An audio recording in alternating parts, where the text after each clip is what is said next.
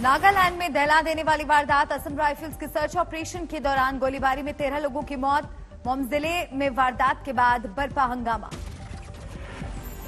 मोम जिले में एक मिनी ट्रक में पाए गए 6 शव। असम राइफल्स ने आधिकारिक बयान में घटना पर व्यक्त किया खेद। खुफिया सूचना के बाद तिरू और मोम जिले में सर्च अभियान चलाए जाने का दिया हवाला। उच्च स्तरीय जांच की बात कही। फायरिंग के बाद सुरक्षा बल के खिलाफ दिखा आक्रोश। गांव वालों ने जलाए वाहन, एक जवान शहीद, कई जलत वाहनों की तस्वीर आई सामने। इलाके में बढ़ा तनाव।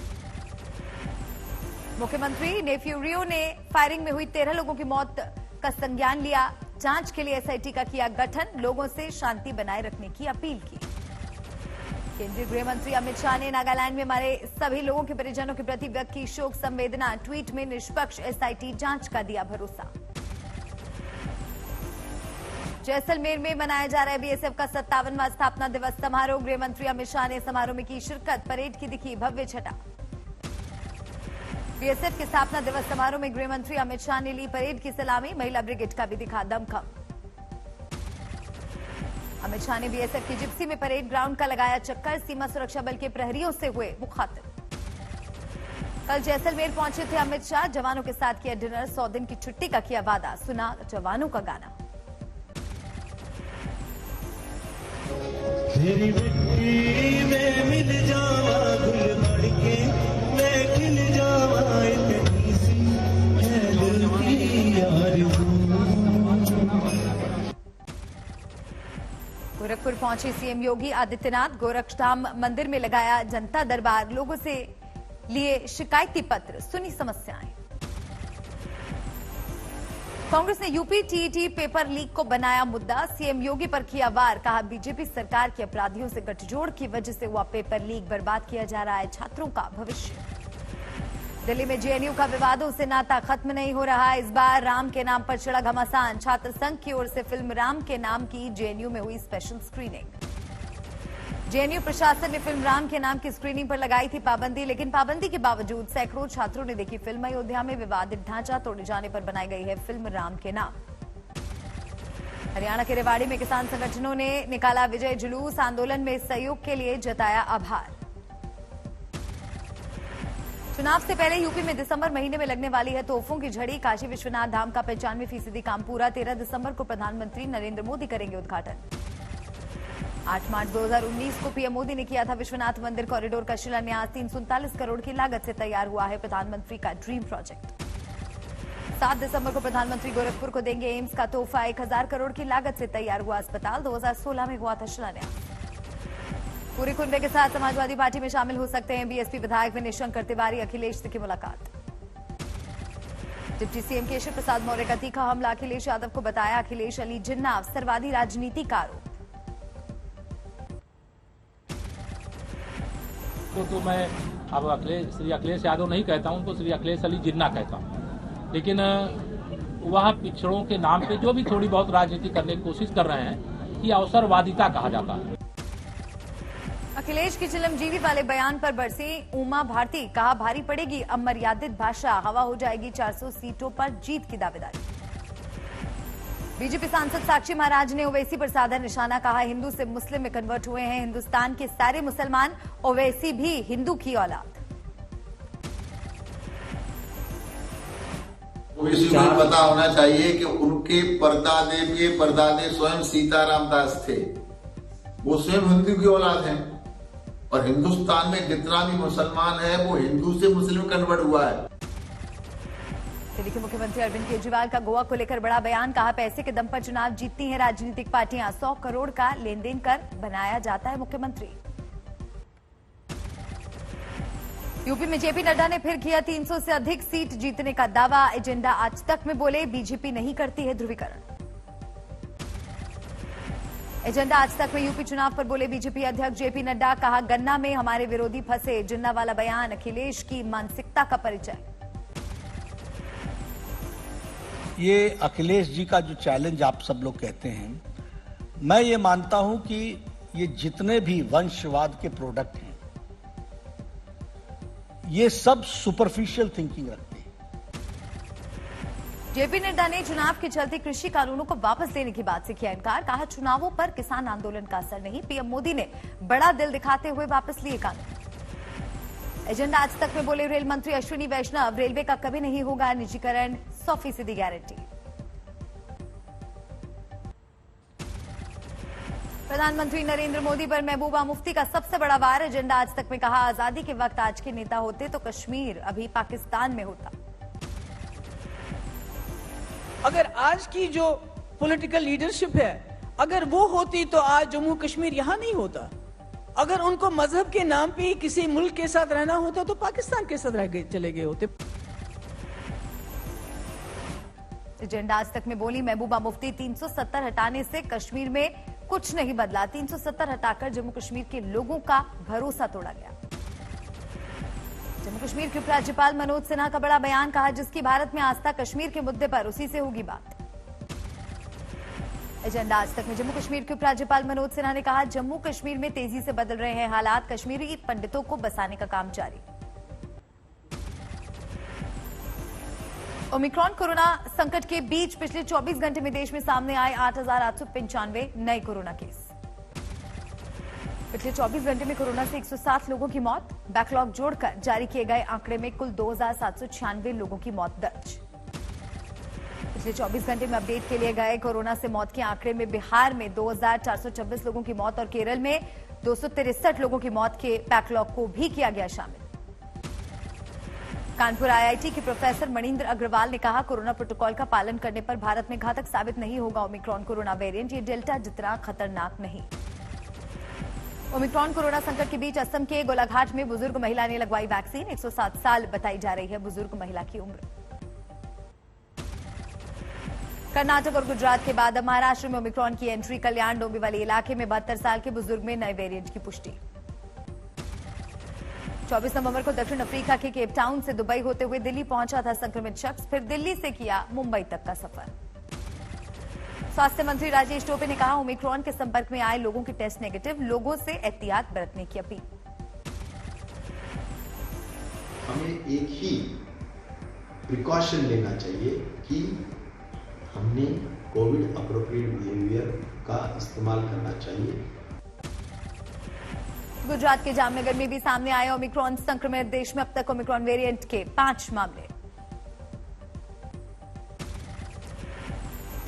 ओमिक्रॉन प्रभावित देशों से आने वाले यात्रियों के लिए मुंबई एयरपोर्ट पर बनाया गया अलग रास्ता। थर्मल स्क्रीनिंग और टेस्टिंग से लेकर वेटिंग एरिया तक की अलग व्यवस्था।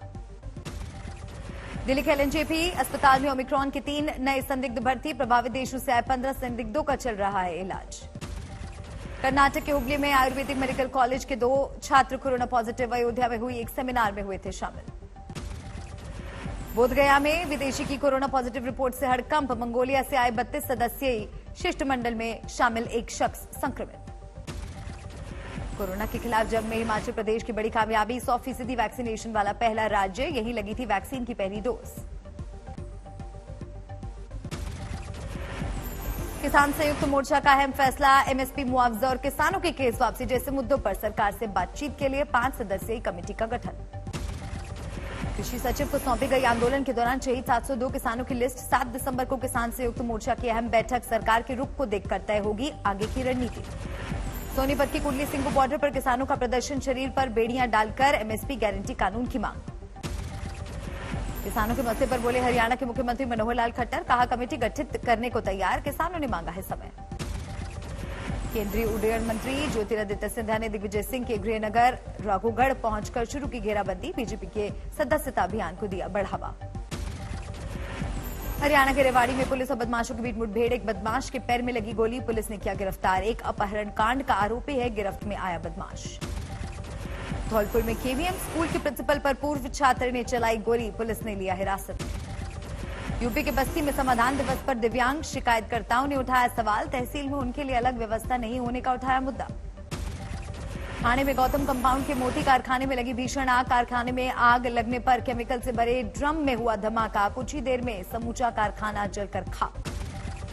राजस्थान के पाली में चोरों ने एक साथ तोड़े 7 दुकानों के ताले। सीसीटीवी में कैद हुई वारदात। चोरों की तलाश में जुटी पुलिस।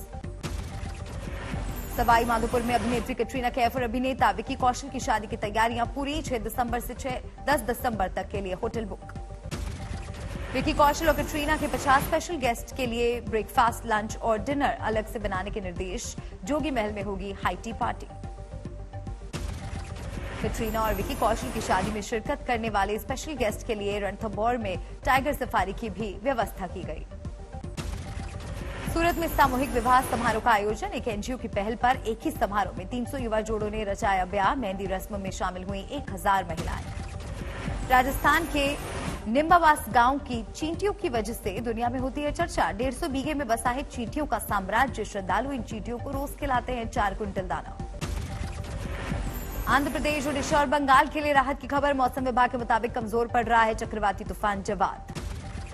मौसम विभाग के मुताबिक आज डिप्रेशन में बदल सकता है चक्रवाती तूफान। दोपहर तक पुरी के पास पहुंचने के आसार। हालात से निपटने के लिए प्रशासन पूरी तरह से तैयार।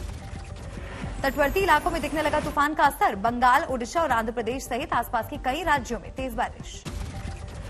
तूफान से पहले कोयम्बटूर में भारी बारिश। तमिलनाडु के इंटीरियर इलाकों में भी बरस रहे हैं बादल। ओडिशा में साइक्लोन की वजह से तमाम इलाकों में बारिश और सर्द हवा से गिरा पारा। सीजन का सबसे सर्द दिन शनिवार। ओडिशा के पुरी में तूफान जवाद से दिक्कत। तटीय इलाके में जोरदार बारिश के साथ तेज हवा ने बढ़ाई मुसीबत। कोलकाता में तूफान जवाद का दिखा असर।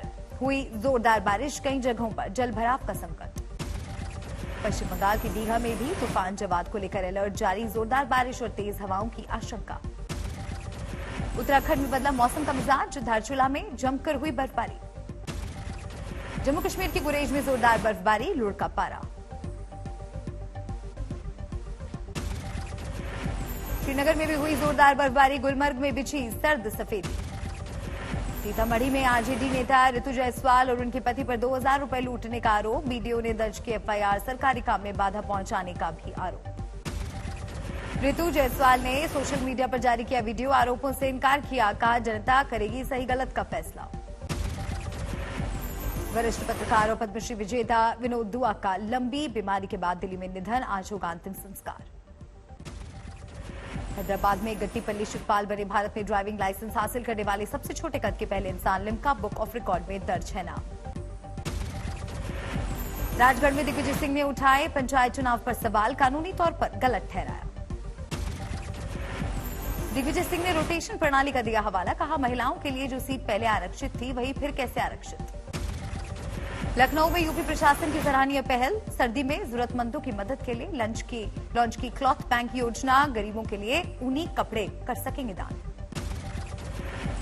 लखनऊ में आज समाजवादी पार्टी का व्यापारी महाकुंभ। अखिलेश यादव करेंगे कार्यक्रम में शिरकत। मथुरा में भारी सुरक्षा बल की तैनाती। एसएसपी के मुताबिक सोशल मीडिया में 6 दिसंबर को यात्रा निकालने की चर्चा के मद्देनजर उठाया गया कदम। ईदगाह मस्जिद की बढ़ाई गई सुरक्षा। पहले से ही थी सीआरपीएफ की तैनाती।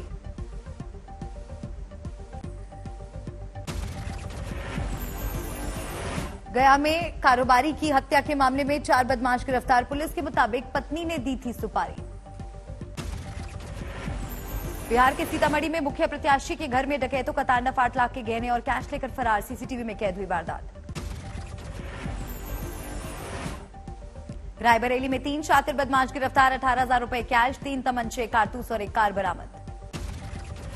दरभंगा में सड़क पर बेहोशी की हालत में कांपता मिला एक युवक। दरभंगा पुलिस के एक जवान ने बचाई जान।